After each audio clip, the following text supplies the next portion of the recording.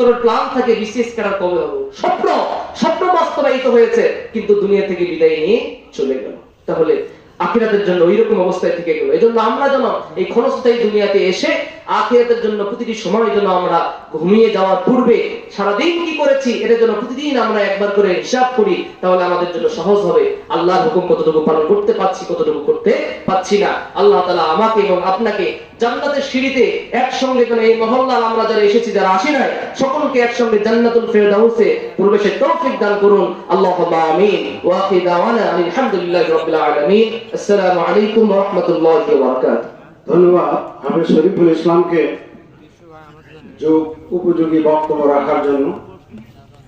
আপনারা যে কথাগুলো শুনলেন সে কথাগুলো অনুধাবন করে অন্তরের ভেতরে স্থান দিয়ে অনুসারে আমল করার চেষ্টা করবেন ইনশাআল্লাহ।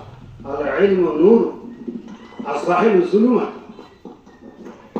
ইলম হলো আলো স্বরূপ আর মূর্খতা হলো অন্ধকার সব।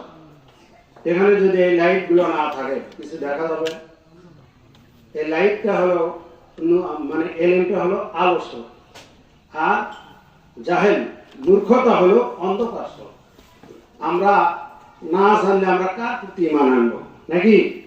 তো আমরা জানে বুঝে সে অনুসারে আমল করার চেষ্টা করবো। আল্লাহ তাআলা আমাদের চেষ্টাকে কবুল করলেন। এ পর্যায়ে আপনাদের সামনে বক্তব্য রাখবেন ওই যে আমাদের দ্বিতীয় বক্তার সঙ্গে সফর সঙ্গে হিসেবে আসছেন, ওনাকে 5 মিনিট সময় দিলাম। হাফেজ শাফি আলম 5 মিনিটের মধ্যে ওনার